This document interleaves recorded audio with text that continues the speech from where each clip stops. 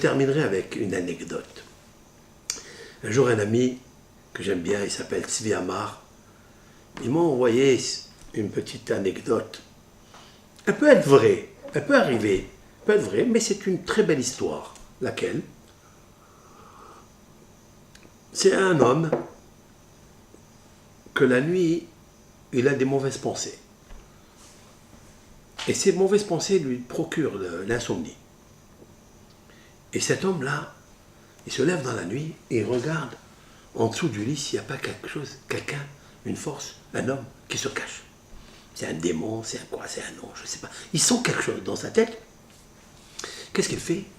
Toute la nuit, de temps en temps, il a peur, il descend, il regarde. Il ne trouve rien. Mais il ne peut plus dormir. Et ça le hante. Il va voir un médecin. Le médecin, écoute, il lui dit, écoutez, vous avez un trouble psychique, votre système cérébro-spinal ne marche pas, il faut lui enlever des pines. Et puis le liquide rachidien, qu'il n'a pas étudié, parce que rachid, c'est un liquide, mais il faut l'étudier pour le boire. Et en fait,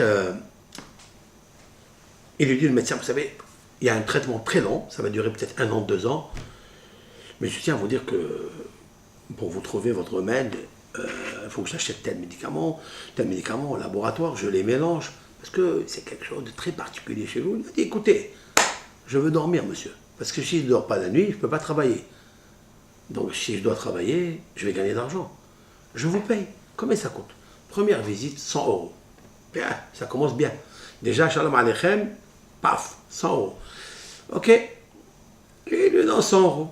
Il lui trouve les médicaments, tout ça. Il lui dit, vous revenez dans 10 jours. Waouh, ça coûte 100 euros encore. Combien ça va coûter? Énormément d'argent. Vous ne pouvez pas m'espacer un peu le truc? Il lui dit, non, ça va être comme ça. Il lui a dit, bon, d'accord, je vais réfléchir. Et un jour, 3 mois après, le patient rencontre le médecin qu'il n'a jamais vu. Juste une fois. Il n'est plus allé jamais le voir parce que il s'est dit, mais ça va me coûter énormément d'argent. Mais en fait, le médecin lui dit, mais écoutez, vous avez l'air bien. Il lui a dit, ça y est, j'ai guéri. Il dit, comment vous avez guéri? Mais qu'est-ce qui s'est passé? Il lui a dit, mais rien, je suis allé à la synagogue. J'ai rencontré un ami, il lui a dit, ouais, je veux t'amener chez un rave. Il va te faire une bracha. Mais c'est où? Ok, il l'a amené chez un rave. Et le rave, il lui a dit, écoutez, qu'est-ce que tu as? Il lui a raconté, il lui a dit, vous savez ce que vous allez faire? Vous allez couper les pieds du lit. Comme ça, il n'y a pas d'espace. Il n'a pas où se cacher. La personne dans laquelle vous êtes hanté, eh bien, il ne peut pas se cacher. Coupez les pattes. Vas-y où? C'est ce qu'il a fait. Il est rentré chez la maison. Il a taillé, il a scié les pieds du lit.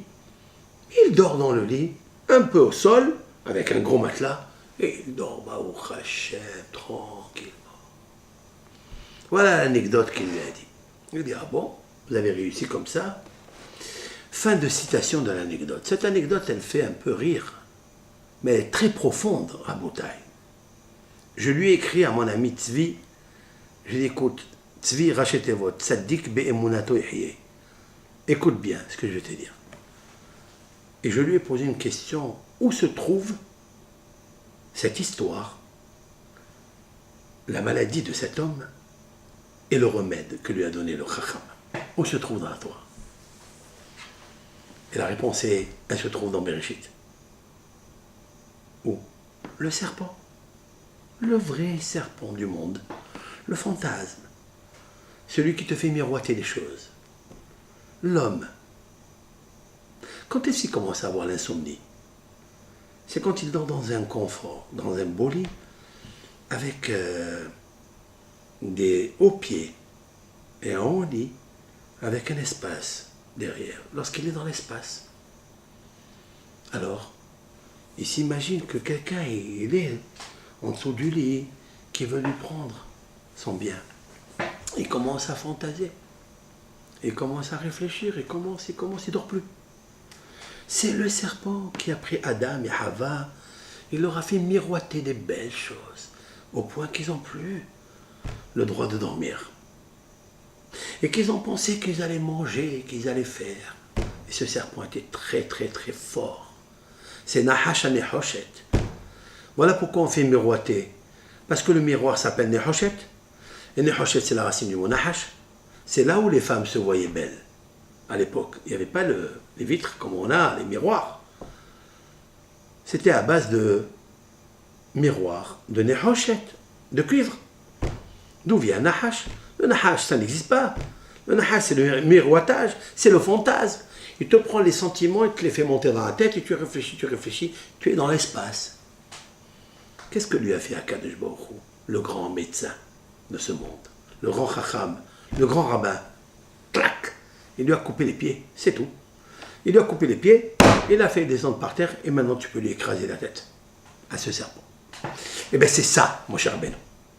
Mon cher Rabbeinu, c'est l'homme que le serpent ne lui a pas laissé le temps d'avoir une réflexion ou un fantasme. Du tout. Il lui a dit, qu'est-ce que tu me proposes? Ça, je ne veux pas. Tu me donnes rien. Je veux rien de toi. Tu me laisses tranquille. Et c'est comme ça qu'il lui a coupé les pattes. Et en fait, le pharaon, on dit que le pharaon était Néché. Pharaon Néché, c'est marqué dans les 24 livres de la Bible. Pharaon Néché, qu'est-ce que Néché? C'est-à-dire qu'il n'a pas de pied. C'est un serpent qui n'a pas de pied. C'est pour ça que mon cher Rabbeinu, il lui a écrasé la tête. C'est tout. Parce que mon cher Rabbeinu, il n'y a que lui et personne d'autre qui peut écraser le serpent de Pharaon. Parce qu'il n'a pas d'espace à lui montrer, ni à lui faire miroiter. Parce qu'il n'en veut pas. Vous comprenez? Nous, on doit être un petit, mon cher Rabbeinu. On ne peut pas lutter contre la guerre du serpent contre lui. On ne peut pas, c'est sûr. Mais au moins diminuer un petit peu de nos ta'avot. S'éloigner un petit peu de nos ta'avot. On pourra arriver avec l'aide de Hachem à un petit quelque chose. Je vous souhaite un bon Shabbat. Je vous souhaite beaucoup de bonheur.